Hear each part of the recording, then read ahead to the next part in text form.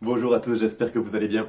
On a vu dans la dernière vidéo concernant les excuses, d'ailleurs si tu l'as pas vu, va la voir. Les excuses les plus couramment utilisées. Et j'entends souvent, avec les personnes que je côtoie ou que j'accompagne, toujours une phrase récurrente.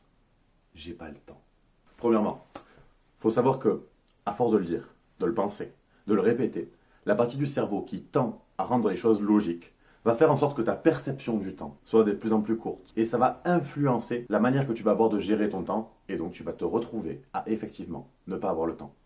Change ta manière de penser. Deuxièmement, une personne qui me dit ça en général, je lui réponds tout simplement. C'est pas que t'as pas le temps, c'est que tu sais pas encore le gérer. Personne ne nous a appris à gérer notre temps. Personne ne nous a enseigné la perception du temps, la manière de le gérer, la manière de l'appréhender et surtout comment faire en sorte d'avoir plus de temps. Dans cette vidéo, je vous offre les celles que j'ai pu découvrir pour pouvoir rallonger le temps.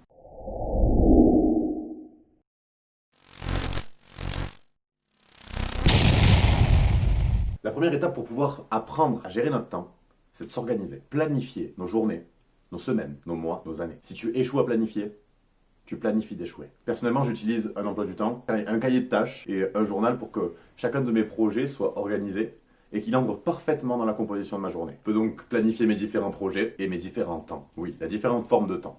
Le premier, c'est le temps obligatoire. Ensuite, il y a le temps de travail, le temps personnel et le temps perdu. Du coup, ce quatrième temps, supprime-le. Arrête de perdre du temps. Personnellement, je me suis rendu compte que, il y a quelques années, je passais mon temps sur les réseaux sociaux, environ 3 heures par jour, devant des séries, pareil, environ 3 heures par jour, devant la console de jeu, pareil, encore environ 3 heures par jour, et puis je passais un temps monstrueux à dormir. Genre plus que nécessaire, quoi, je dormais entre 10 et 12 heures par jour. Donc quand on fait le calcul de tout ça, bah, il me restait pas beaucoup de temps pour travailler. Et je me suis rendu compte qu'en fait, je perdais du temps. Faut savoir aussi autre chose. Les réseaux sociaux et les séries, ça me rend en fait spectateur de quelque chose de virtuel. La console de jeu et les rêves, ça me rend acteur, mais toujours dans quelque chose de virtuel. Et en fait, je me suis rendu compte que j'étais constamment soit spectateur, soit acteur, mais de quelque chose qui n'était pas réellement quelque chose de positif pour moi. Et j'ai décidé de devenir acteur de ma propre vie. Ensuite, les deadlines. Souvent, on se fixe un objectif, mais le problème, c'est qu'on ne se met pas de deadline. On ne définit pas quand est-ce qu'on aura atteint cet objectif. Ça revient à mettre une échelle contre le vide. Résultat, tu tombes ou tu montes pas. Mettre une deadline, ça revient donc à mettre un support à l'échelle que tu veux poser. C'est très important. Encore mieux, mettre une deadline courte. Ça permet de maximiser notre production. En gros, il faut savoir un truc. Le cerveau, à partir du moment où tu lui dis tu as tant de temps pour faire un projet, lui, il rend les choses logiques. Il se casse pas la tête. Il va dire ok, j'ai tant de temps, ben j'ai le temps. Tu passes de la pensée j'ai pas le temps à j'ai trop de temps. Et lui, ben, si tu lui dis ben, tu as besoin de un quart d'heure pour te préparer, ben, il va se préparer sur un quart d'heure.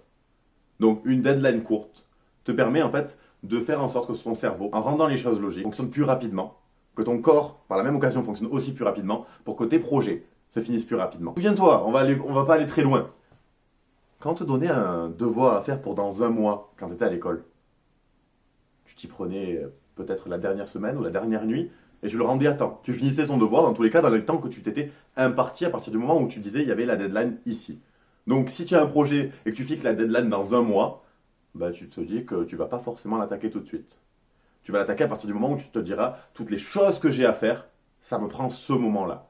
Donc tu prends ta deadline et tu la raccourcis. On n'est plus à l'école aujourd'hui. Ta vie, soit tu te dis j'ai le temps et tu perds du temps, soit tu te dis je mets une deadline courte et tu cours vers ton succès, tu cours vers tes objectifs et tu as une vie complètement épanouie. Bon, on fera une suite à cette vidéo pour donner d'autres brain hacks à cette vidéo et que on puisse encore étayer et rendre notre temps complètement illimité, infini et nous permettre d'avoir un temps à rallonge. En attendant, tu lâches un énorme like, partage, mets en commentaire les astuces que tu as pu déjà trouver pour pouvoir maîtriser ton temps. Abonne-toi si ce n'est pas déjà fait et on se retrouve bientôt pour une prochaine vidéo. Tu es extraordinaire et tu as le temps.